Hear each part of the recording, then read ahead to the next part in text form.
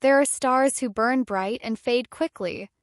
And then there are icons, figures whose presence lingers long after the credits roll, whose names become synonymous with an era, a feeling, a standard of artistry that reshapes culture itself. Robert Redford was not just an actor. He was architecture. Quiet force who built bridges between commercial cinema and raw, unfiltered truth. He gave us rebels with principles, flawed heroes with moral compasses, and stories that refused to look away from power, corruption, or beauty.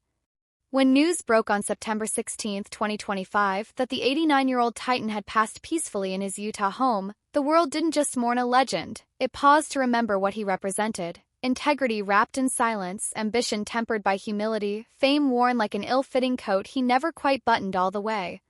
But behind every legacy lies shadow. And in Redford's case, those shadows were long, complex, and deeply personal. His death didn't just trigger tributes, it stirred whispers. Whispers about old wounds that never healed, friendships fractured beyond repair, and one towering figure from Hollywood's golden age who could not be seen paying respects even as the world gathered to say goodbye. What could possibly sever two giants so completely that not even death could mend the rift?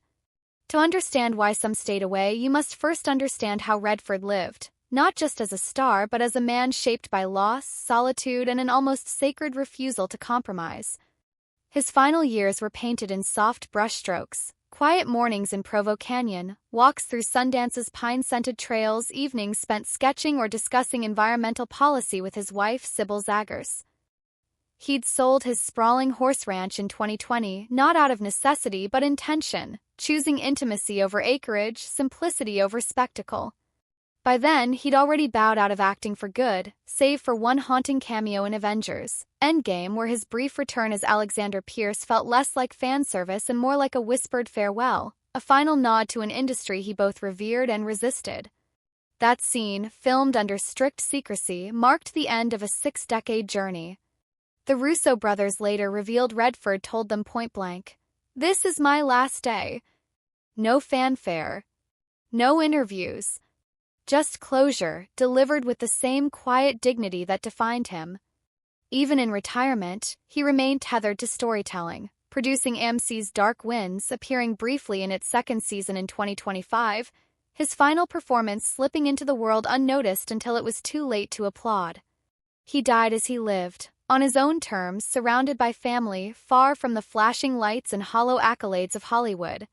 Yet beneath that serene surface ran currents of pain few ever saw.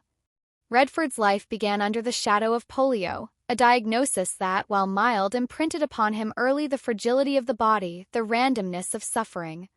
At 18, he lost his mother during childbirth, a wound that carved silence into his soul and left him adrift in grief before adulthood had even begun. He married young, full of hope, only to bury his firstborn son, Scott, at 10 weeks old. A tragedy Lola Van Wijen, his wife of nearly 30 years, carried beside him in shared, wordless sorrow. They rebuilt, had 3 more children, but fate wasn't finished. Decades later, his son James, a filmmaker and activist battling lifelong illness, succumbed to bile duct cancer at 58. Redford, then 84, spoke openly of the heartbreak. To lose one child is unbearable. To lose 2. His voice trailed off. Some griefs have no vocabulary. Through it all, he shielded his private world fiercely. Divorce from Lola in 1985? He offered no explanations. Public feuds? None. Scandals? Never. He treated his inner life like sacred ground, untouchable, unmarketable, uncompromised. That same protectiveness extended to his career. Redford never played Hollywood's game. He turned down premieres, The Great Gatsby 1974, walked away from projects mid-production, blew, nearly quit indecent proposal over creative differences. Studios called him difficult. Colleagues muttered about missed meetings, last-minute rewrites, impossible standards. But audiences kept showing up, because they sensed something real beneath the polish. This wasn't rebellion for attention. It was conviction. He believed film should challenge, not pacify, provoke, not placate. Which is why Sundance became his true masterpiece. Not the festival, though that changed independent cinema forever, but the idea of Sundance. A sanctuary for voices too raw, too risky, too real for studio boardrooms. Tarantino, Coogler, Zhao. They all found their footing there, thanks to a man who used his clout not to build monuments to himself but launch pads for others. For Redford, Sundance wasn't an event, it was resistance. A middle finger to formulaic blockbusters, a love letter to messy, human stories told without apology. He carried that same fire into activism, championing native rights, environmental justice, queer narratives, often weaving those causes into his films. All the President's Men wasn't just a thriller, it was a manifesto on truth-telling. Candidate dissected political theater with surgical precision. Art and advocacy weren't separate lanes for him, they were the same road. But principle has a price. And Redford paid it in fractured alliances. His most devastating rupture came with William Goldman, the brilliant screenwriter behind Butch Cassidy and the Sundance Kid, the very project that catapulted Redford into superstardom. Their partnership seemed unshakable until All the President's Men. Redford, producing and starring, demanded absolute authenticity. Goldman's script, he felt, was too stylized, too distant from the gritty reality of Woodward and Bernstein's investigation. Behind closed doors, Redford and director Alan Pakula rewrote nearly 90% of Goldman's draft. When Redford said so publicly, Goldman was gutted. Here was the man he'd helped make iconic, dismissing his contribution on record.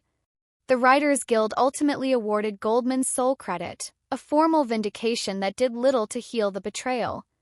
They never reconciled. Two titans, once symbiotic, now orbiting in silence. And then there was Nicholson. Jack Nicholson, the Dark Prince to Redford's sunlit king. Both born in the 30s. Both defining forces of 70s cinema. But where Redford embodied restraint, Nicholson radiated chaos. Where Redford chose stillness, Nicholson thrived in eruption. Their rivalry wasn't tabloid fodder. It was atmospheric, woven into casting rumors, whispered critiques, and roles that slipped between them like smoke. The Great Gatsby was the flashpoint. Paramount wanted Redford. Nicholson thought it absurd. Gatsby's not some polished rich kid, he reportedly scoffed. He's hungry. Guard. He clawed his way up. To Nicholson, Redford's Gatsby lacked grit, a critique that stung precisely because it touched a nerve Redford rarely exposed. Was he too perfect? Too controlled? Too safe? The film's lukewarm reception lent Nicholson's words eerie weight. Critics called it glossy, emotionally distant, adjectives that haunted Redford despite his box office dominance. They circled other roles too, The Godfather, The Sting, always dancing around each other, never colliding. No shared films. No joint interviews. Just parallel trajectories, occasionally glancing sideways with mutual skepticism. Unlike the Goldman fallout, this wasn't a war, it was a cold peace. A silent acknowledgement that some energies simply cannot occupy the same space. So when Redford died, the question wasn't just who would come to honor him, but who wouldn't. And why? Nicholson's absence, if confirmed, wouldn't be shocking. It would be inevitable. Two men who defined American cinema through opposing philosophies, one seeking order in chaos, the other finding poetry in disorder, bound by respect perhaps but not reconciliation. In death, as in life, some silences speak louder than eulogies. Who do you think carried the deepest unspoken grudge against Robert Redford, and why? Share your thoughts in the comments. I'm curious to know what you think. Because here's the truth Hollywood rarely admits. Legends don't just leave behind films. They leave behind fractures. Unfinished conversations. Roles never shared. Words never forgiven. Redford's funeral, rumored to be strictly private per his wishes, may have excluded celebrities entirely. But even if the guest list was limited to family, the absences will echo. Not because of malice, but because some stories end without resolution. Some rivalries outlive their participants. Some silences are the final, most honest tribute of all. Redford knew that better than anyone. He spent his life choosing depth over dazzle, truth over trend, quiet over clamor. He didn't need standing ovations. He needed to sleep at night knowing he hadn't sold a piece of his soul for a spotlight. In an industry that chews up authenticity and spits out product, he remained stubbornly, gloriously himself. Let the clickbait channels speculate about who snubbed whom. Let the gossip mills churn. The real story isn't in the empty chairs at a funeral no one was meant to attend. It's in the films that still shake us. The festivals that still discover genius. The standards that still demand better. Robert Redford didn't just act in history, he altered its course. And that's a legacy no feud, no falling out, no headline can diminish. Rest in power, Mr. Redford. Curtains closed. But the echoes? They're just getting started.